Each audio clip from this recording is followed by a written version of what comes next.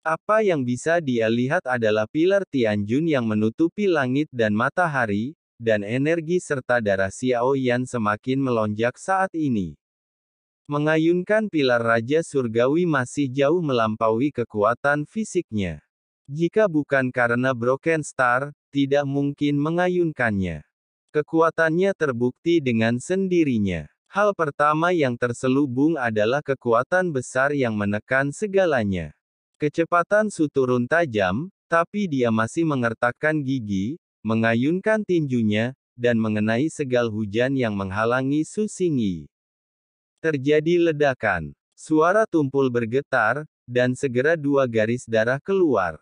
Pilar Tianjun terbang kembali ke Xiaoyan, dan kemudian Xiaoyan menginjak guntur. Kedua Su itu merasa jijik. Pada saat ini, kedua tubuh mereka roboh terlempar ke belakang. Dia bahkan menyemprotkan darah dari mulutnya. Itu adalah ruang reproduksi yang menghadap mereka berdua. Segera, vitalitas agung dikeluarkan dari tubuh keduanya, membuat luka mereka semakin serius. Mengambil nyawa keduanya sebagai contoh, jari Xiaoyan tiba-tiba terjatuh, bang bang bang. Tubuhnya hancur dan dia terluka parah dan parah. Dua gumpalan api keluar dari ujung jari Xiaoyan. Ini adalah pukulan terakhir yang bisa membunuh mereka berdua. Namun, pada saat ini, Su Xingyi jelas tidak mau menyerah.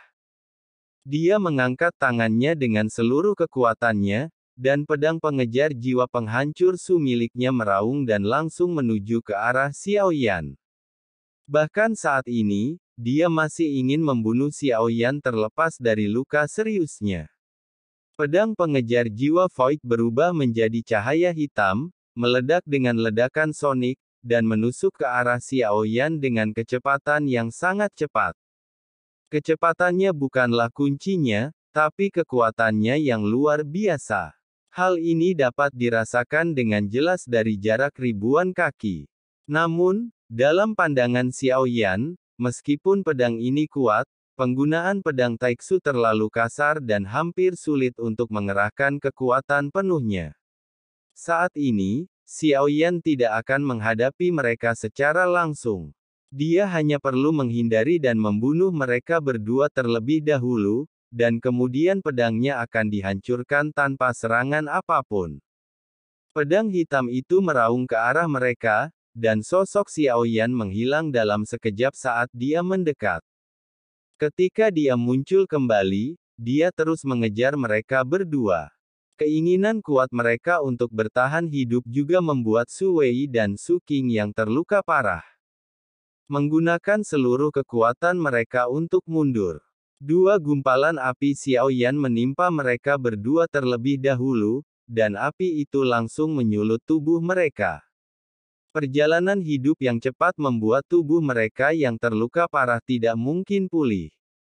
Api dengan aturan dapat mengubah tubuh Tuhan yang abadi menjadi abu.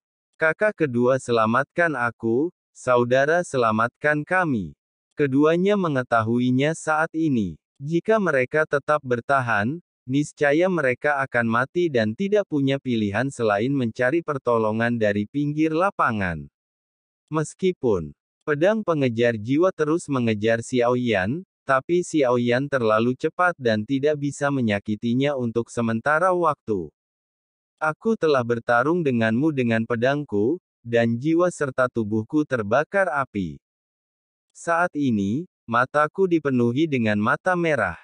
Sosok itu tidak lagi melesat ke belakang, tapi tiba-tiba sejajar dan berlari ke arah Xiaoyan. Pedang pengejar jiwa Sumi melesat dan jatuh ke tangan Su Xingyi, ingin membunuh Xiaoyan terlepas dari lukanya. Angin kencang menderu masuk, dan Su Xingyi hampir tidak bisa menangkap sosok Xiaoyan. Dia menyadari sesuatu yang aneh dan secara naluriah mengangkat tangannya untuk melihatnya. Sejumlah besar emas dan besi bertabrakan dan meledak di kehampaan. Kemudian dia mendengar tangisan pelan dan api di tubuhnya meledak seketika, menyebabkan dia kehilangan kekuatan karena kesakitan.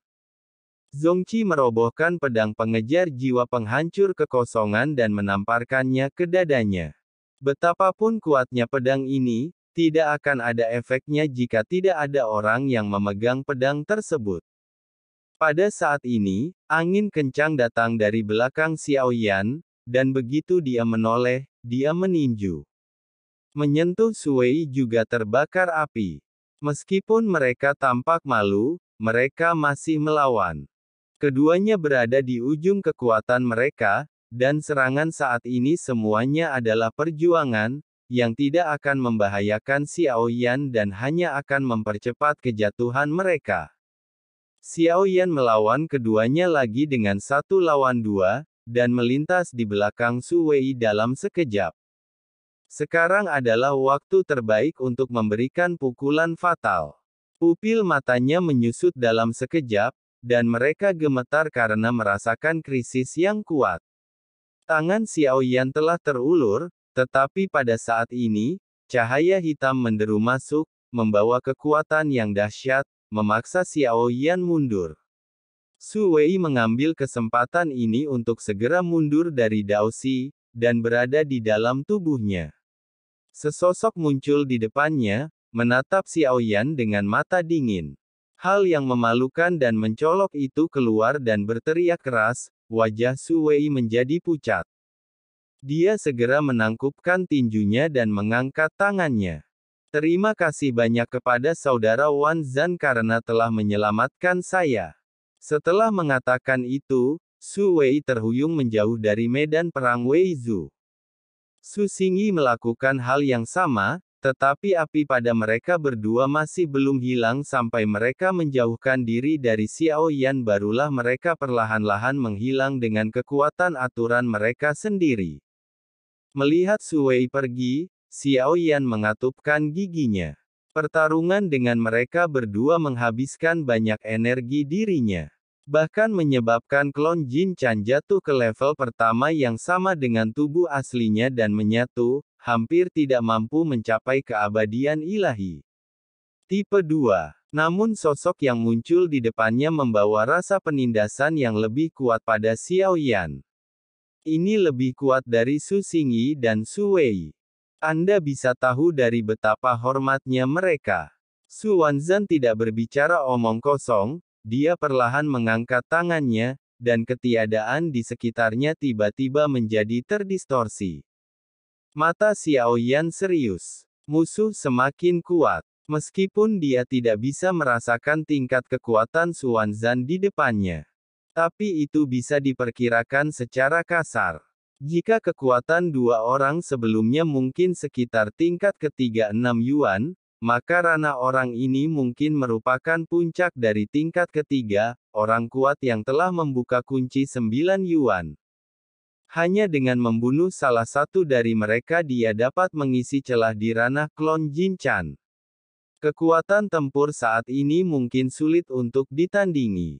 Mata Xiao Yan sedikit menyipit, dan dia menggunakan kekuatan Heartbreaking, yang menyebabkan tubuh fisiknya turun ke level jiwa bintang 4. Begitu dia tidak terbunuh tepat waktu, kekuatan tempur Xiao Yan akan sangat melemah. Su Wanzan mengangkat tangannya ke dada dan membuat gerakan berlari. Untuk sesaat, kehampaan di belakangnya tampak kusut karena langkahnya. Wujudnya meledak dengan ledakan sonik yang memekakkan telinga, seperti meteorit yang terbakar. Pukulan itu menghantam Xiao Yan dengan sangat cepat, bahkan secepat kilat. Yang Mulia Su Wanzan dapat melompati dan membunuh dewa keabadian tingkat ketiga di tingkat pertama. Kecepatan, kekuatan reaksi akan berlipat ganda, dan semakin sengit pertempuran, Anda akan semakin terluka parah, dan semakin kuat kekuatan tempur Anda. Tidak peduli apakah Yang Mulia Su Wanzan mengambil tindakan atau tidak, dia adalah reinkarnasi yang mulia, dia harus mati.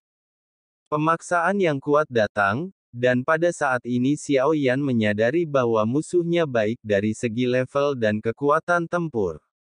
Di atasnya, Jirei tiba-tiba melintas dan meningkatkan kecepatannya, memilih untuk menghindar.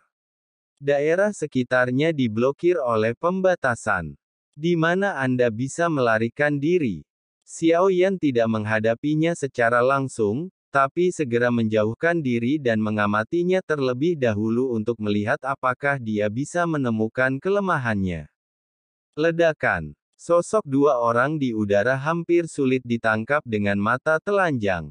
Kapanpun Anda bisa melihatnya, mereka adalah dua orang yang saling bertabrakan.